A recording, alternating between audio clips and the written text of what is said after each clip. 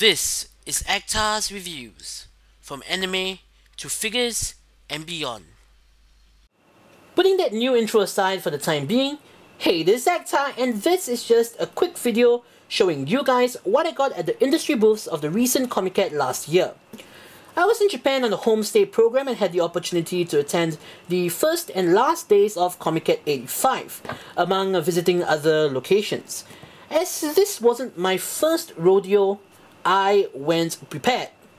Using the handy-dandy Comiket merchandise guide from ANN and the Comiket Web Catalog, I marked down all the industry booths that caught my eye and the locations of my favorite artist circles.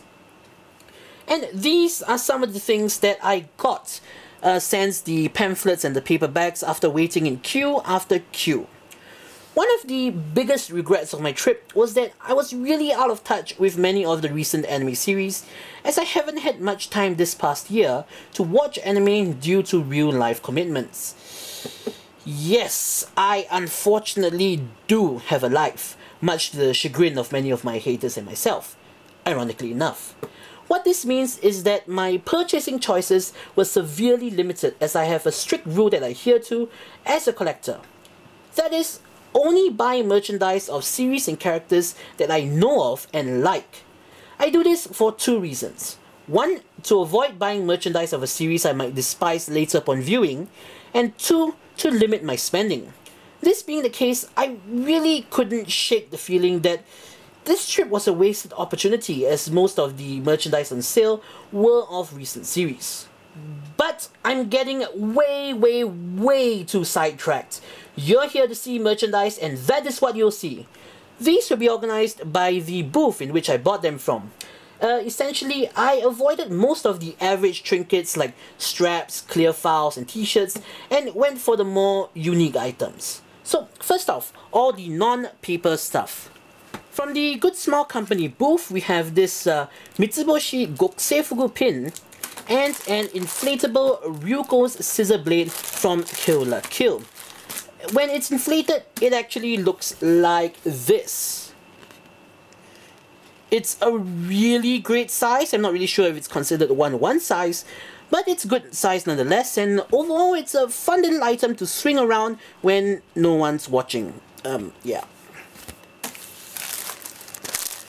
From the TBS booth, I have a set of 7 Chibi Rosen Maiden pins.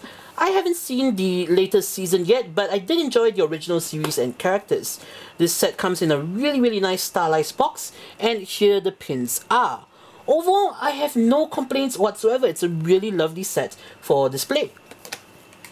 From the 5PB booth, I got the Okabe and Kurisu, or Christina, UFO Catcher soft toys, and a shit ton of Upa Gashapons. For those of you who have never seen Steins Gate, the Upas are essentially a meta gashapon that actually appear in the series, making these somewhat of replicas. And here is one just for illustration purposes. What is the lesson that I've learned from this experience? Well, never screw around with gashapons. While there are only 7 variants, one secret, in the entire series, the one with normal colors just refused to appear despite 12 attempts. Oh well, shoganai na. Speaking of Upas, I didn't get these at Comiket, but I have come into possession of a number of Steins Gate replicas, such as this die-cast metal Upa and Laboman badges. Perhaps I'll make a video of them in the future. Next up, we have all the books. If there's one thing I love, it's production and setting material, second only to replicas. From the Production IG booth, I got the Shingeki no Kyojin Original Collection Volume 2 with a bonus clear file. This book features production material from episodes 4, 5, 6 and 7 of the television series. From the Pony Canyon booth, we have the Shingeki no Kyojin opening Jiyu no Tsubasa, deconstruction book The Memories and Documents.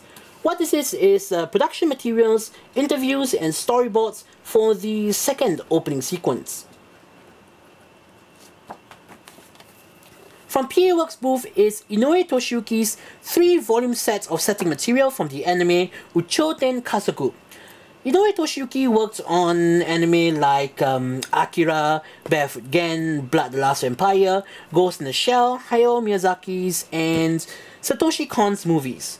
To be dreadfully honest, I have yet to watch this particular series, but I've heard great reviews. The reason I bought this regardless was because included with this set is a signature assigned board from Inoue Toshiyuki himself. It says Okayage itadaki makoto ni arigatou gozaimasu, which essentially translates to thank you very much for buying this set. Really, really cool. From the Aniplex booth is the animation source book of the series Ore no Imoto ga konna ni kawaii wake ga nai. And I have to tell you, I absolutely love this book. Why is that? Well, you not only get the usual character art and the setting material, the background setting material, but you also have a section that details all of the background stuff. And I mean all of it. Like for instance, you have the packaging of all the food that they eat, you have the covers of the magazines that Kirino reads, you have the spines of the eroge that Kirino plays, everything down to the DVD covers of the Meru DVDs. And looking at this just really moved me, as it made me realize just how much work and effort actually goes into making a series. Far more than what one actually notices on screen. These people are essentially designing a world from the ground up, and it's really hard to imagine what a monumentous task it is.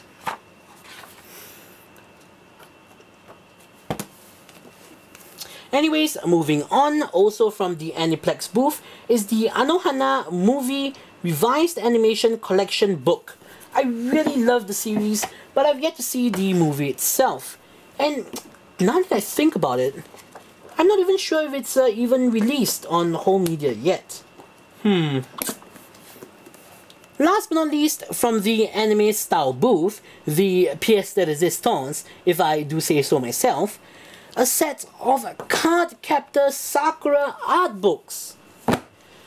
Just like Sailor Moon, Precure, Macross, Digimon, and a billion other franchises, Cardcaptor Sakura is celebrating an anniversary of its own, and with that, we have these amazing art books.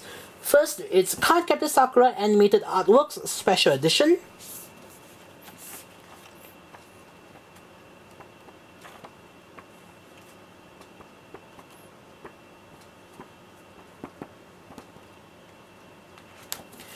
Next is Cardcaptor Sakura Revised Keyframes by the animation director.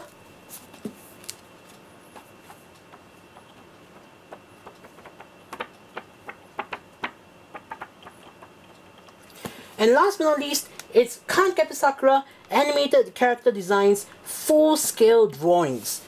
These are simply gorgeous.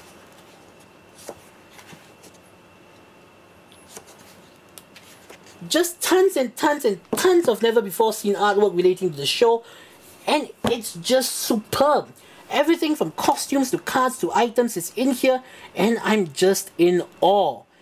This really makes me wonder how much artwork never gets published or released to the public.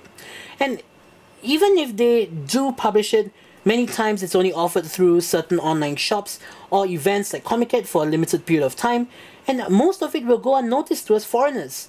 And honestly, that's a really terrible shame in my opinion. There are other interesting items that I would have loved to get, but I was just either not into the series enough or haven't seen the series yet, like stuff from Chunibyo, Idol Master, Gargantia, Infinite Stratos, and GJ Boo, to name a few. Overall, I felt that it was an exceedingly successful and rewarding experience, and I implore you guys to make at least one trip to Comiket in a lifetime if possible, because it's just a memorable and unforgettable experience for an otaku. So, to end off this video, to see a complete report of what happened and where I went during the entirety of my trip and everything else that I bought, including doujinshi, do check out my blog by clicking on the link in the description. So, this is Aika saying, I do hope to be making more videos again soon.